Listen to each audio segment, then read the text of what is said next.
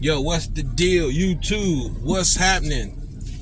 Yeah, I got this interview I need y'all to listen to and check out, man, by the Art of Dialogue with Dr. Umar Johnson on it. He made some good points about the Keefe D situation.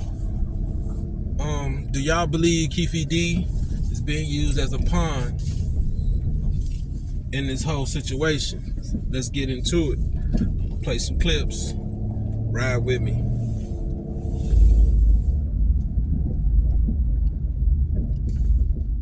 News broke a few hours ago that Keefe D, he pleaded not guilty in the murder of Tupac. What you think about that? What do I think about Keefe D's arrest? I believe Keefe D is a mule. I believe he's a mule. Even if he was involved. Keefe D is a mule. Tupac was assassinated nearly 30 years ago. So was Big. We already know that both of them were under FBI surveillance before their murder. If you're under FBI surveillance, you know what that means? The FBI know who shot you. They know who shot you. Yeah, he giving facts about that. If you're under surveillance by the FBI, ain't no way in the world that they don't know who is what and what's who. You get what I'm saying? Any other time, they know shit. They know how to find a regular average Joe every day. Let a nigga escape on parole or be a mass murderer. They'll find these niggas. You know, let them be a threat to white folks. They'll find them. I remember, they know who shot you. So them arresting Keefe D 27 years later, in my opinion, I don't believe this is about Keefe D.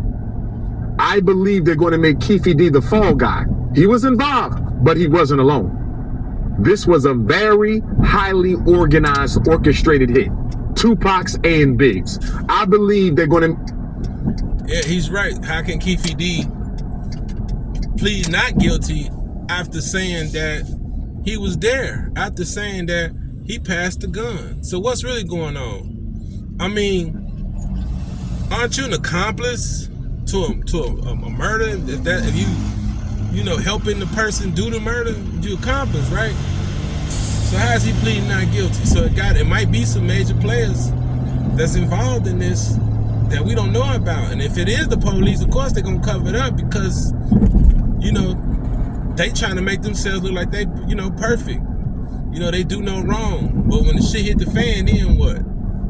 Let's keep going. Hey, Keefe D, the fall guy, to shut the door on the case before any additional evidence is brought forward that could implicate anyone who is still living, because there's no statute of limitations on murder.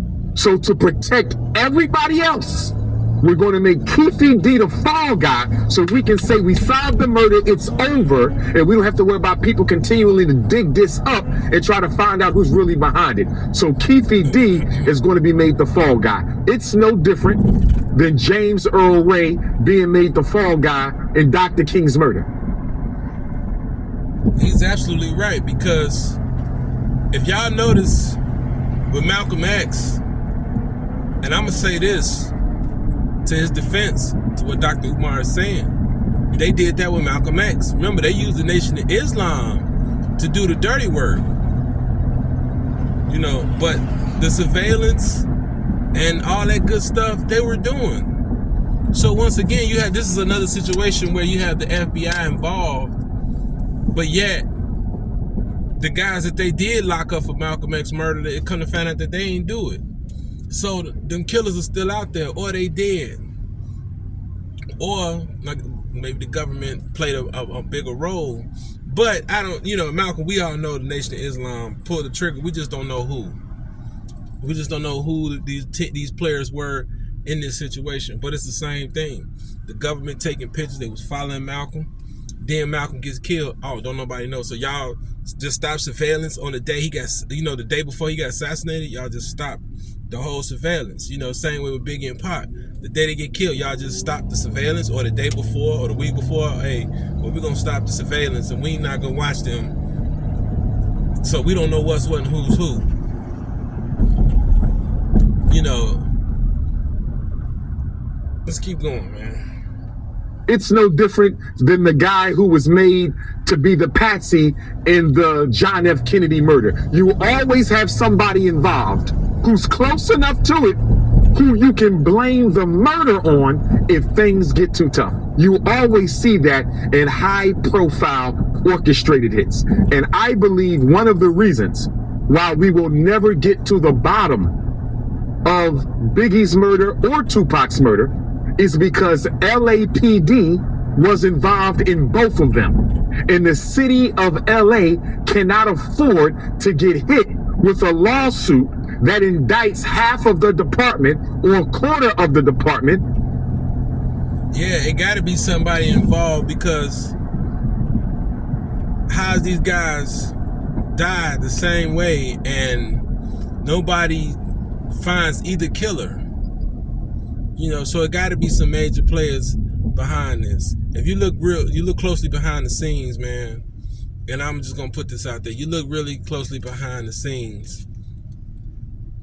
Like he said, they want to forget.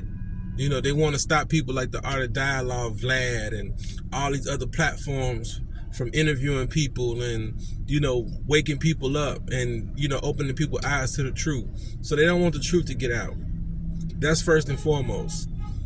That's why this stuff been kept quiet for so long. That's why they've been bullshitting for so long. So when Keefe D came out, they gave them an opportunity to be like, all right, like you said, we can actually put this on him completely, since he's the one talking, since he the one wrote a book, since he the one said he got immunity, blase. So like you said, they're using him because of all the things that took place prior to him being released, you know, on his immunity and everything. So now they got something they can use against him. Or the major players in the department as having been involved in the Tupac murder or the Biggie murder. That would be a windfall of a financial settlement. They can't afford it. They can't afford it. They would have to fire everybody, reorganize the entire LAPD, and possibly the Las Vegas PD as well. I believe that he is taking the rap in order to exonerate a lot of people in the police system of Los Angeles. So how does that work? Because I know I did an interview with Tupac Dad, and he felt the same way. He felt like the government had something to do with it. How do they pick them people in place? Well, remember, the way the government operates, they would rather infiltrate a pre-existing structure than bring their own in. Because remember, in case the case gets hot, they have to have a fall guy. They don't. Hey, we seen that with the Judas and the Black Messiah, when they used old boy to infiltrate Fred Hampton. So some of these things that he's saying could be actual factual. As we see, that's what happened with that dude who got into the Black Panther, who sold them out. You get what I'm saying? Sold them out, had Fred Hampton killed in his sleep. They took a situation that was already there and it just made it work for them. That's what they do.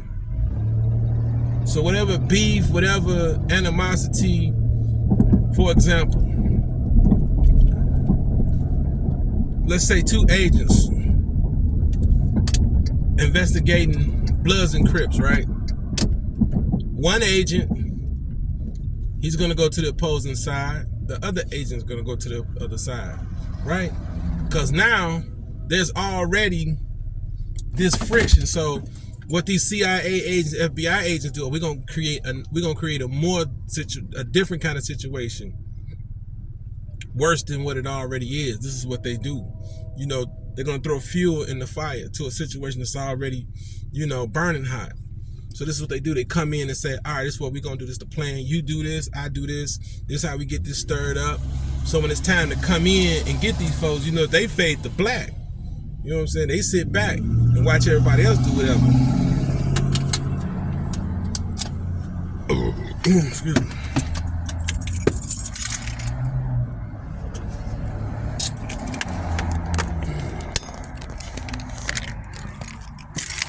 Hold on 1 second.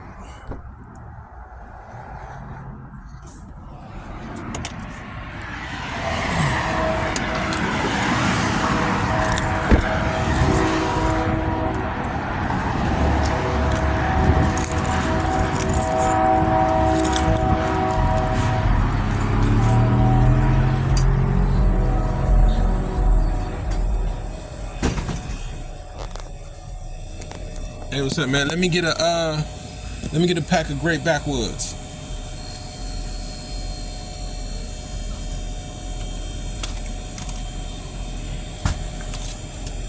Nice. You gotta swipe. I got you.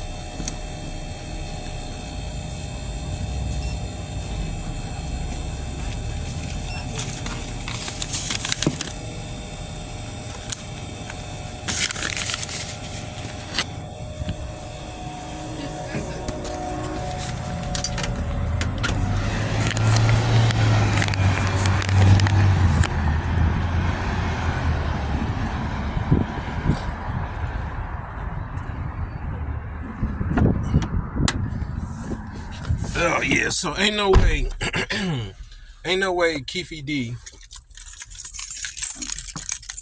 is in this alone. Ain't no way. I really do believe,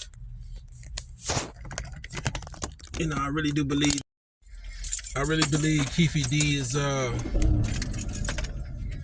pawn in this. I really do believe it. I'm convinced. I don't know about y'all, but I'm convinced. Let's keep going. They don't want the fall guy to be somebody with an FBI badge or a police badge. So you always use boys in the hood, so to speak, to carry this thing out. So if something goes wrong, you can always dump it on them. And if they start running their mouth, you can take them out. That's how the government works. Now, when I look at the Tupac assassination, and of course, I've probably seen every video, documentary, because as I said, Tupac is my favorite rapper of all time. Couple things. Number one, whenever you're being escorted in a motorcade, any high-level personality, politician, anyone else, and I was a political science major, so I know this well, you insulate the car on every side. The car that drove up next to Pac, even Big, but especially Pac, should have, because he just had an altercation. Big didn't have an altercation that night. Pac did. It's hot right now. Vegas Strip is hot. And it's tight. It's tight. It's crowded. Tyson fight. You insulate Pac in the front. You insulate Pac in the back. You insulate Pac on the left. You insulate Pac on the right. And from what we can clearly see, the car wasn't insulated on the right. How do you not guarantee? Like he said, he should have had protection around him. That's another thing. How y'all get into it with a known killer and then don't even say, hey, no, you know what? This nigga need protection around him. This dude, Orlando, is a known hitter. You know, I guess y'all thought y'all was going to take it back to the hood. Several of the interviews that they were told not to carry weapons that night. Okay? Why are the security guards for... Yeah, and we all know that.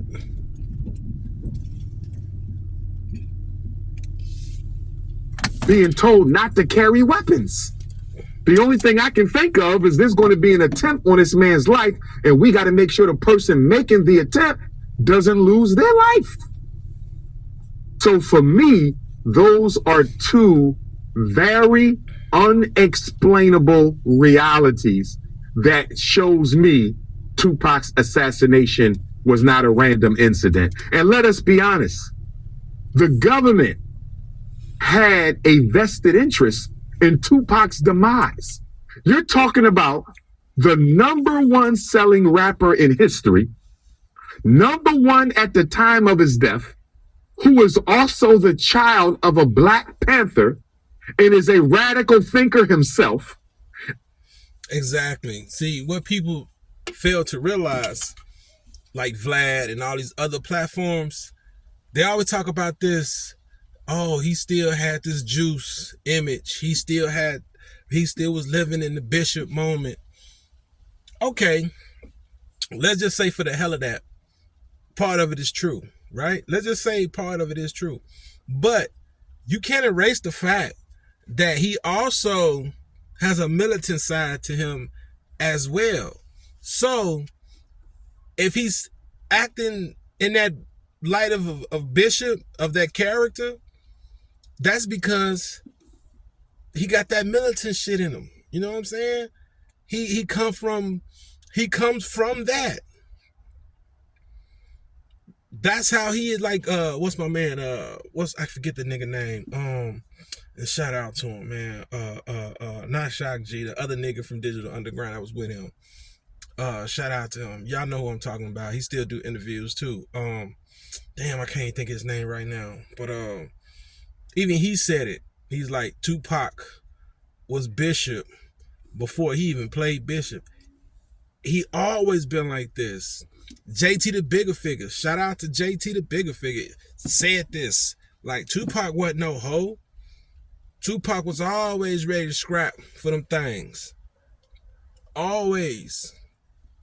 So, when these people say, well, he was playing gangster, nah, I think Tupac was being himself, you know, and I think he just, you know, the gangster persona just, you know, you get caught up in it, you know what I'm saying? But I think he really felt a certain type of way. He loved his people, he did.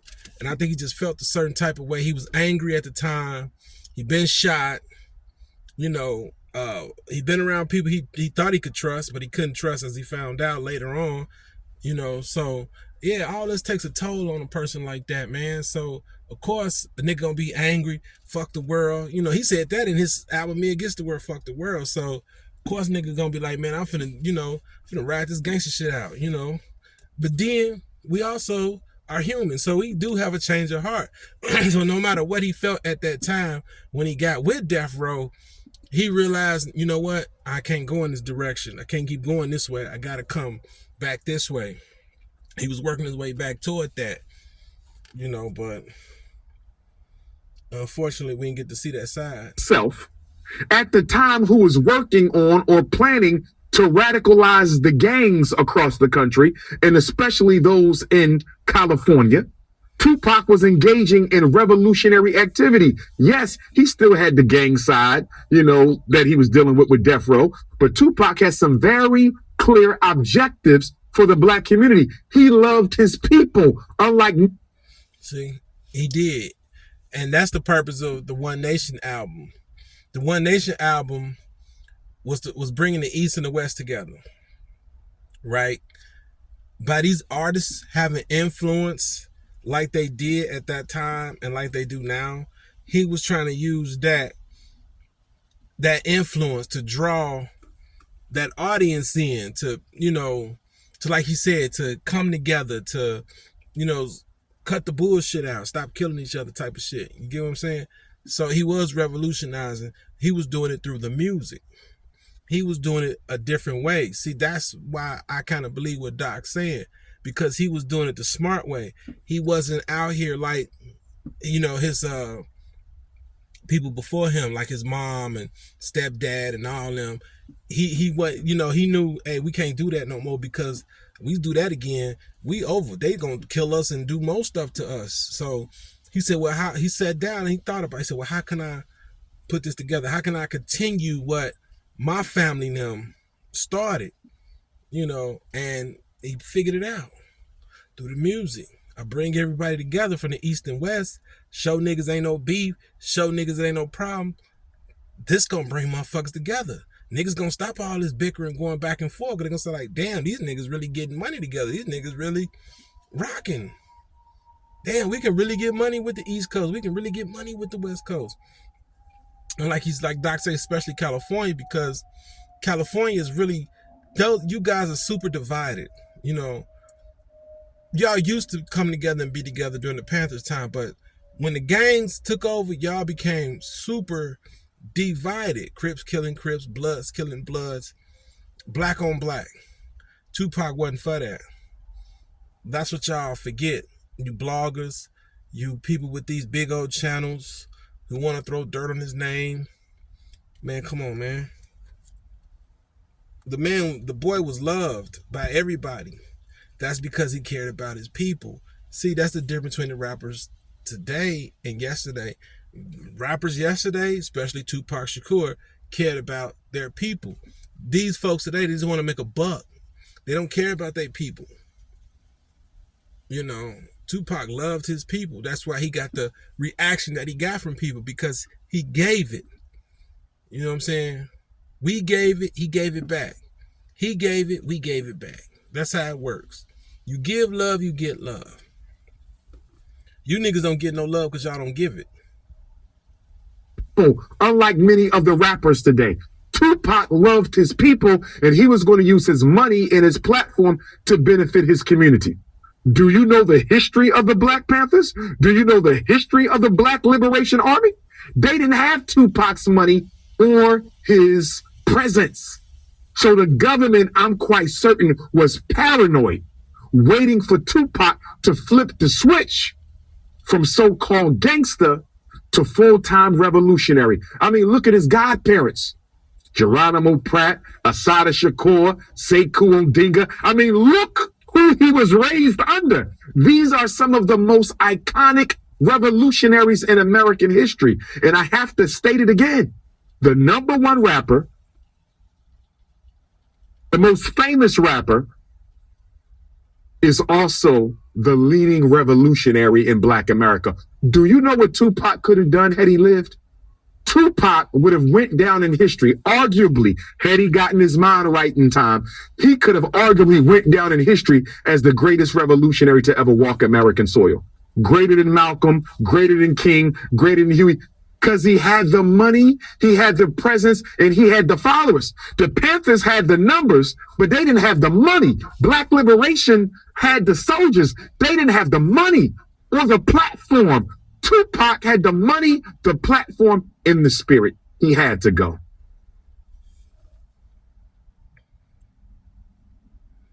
So what y'all think about that, man? Y'all think he had to go? We got to get rid of him, or y'all think it was just some gangbanging shit? Y'all tell me in the comment section what y'all think what Doc said.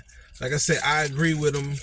You know, 99.9%. I do agree with the things that he just said. I can't sit here and say, no, you know, anything's possible, man. The way they doing this and the way 27 years later, you know, I mean, it do sound kind of fishy. All of a sudden now y'all want to try to lock up Keefe D and all this, and you know what I'm saying? Like, what kind of agreement did y'all give him to for y'all to still be able to come back, you know? Or y'all, it's like y'all tricked Keefe D. You know, Dr. Umar kind of got a point. It's like he's the fall guy. Y'all tricked him and told him like, hey, look, we're gonna do this if you just say this, and that's it. And he did. He didn't think about Vegas, though. He didn't say, well, what about Vegas? Because the crime happened in Vegas. You got immunity from where? LA? You didn't get it from Vegas. You got it from California, I believe. So correct me if I'm wrong in the comment section, man. But tell me what y'all think what Doc said. I agree with him. Let me know if y'all agree with him. Shout out to y'all, man. Thanks for rocking with me, man. Much love to all my people out there in the YouTube world, man. I got to get out of here. Peace.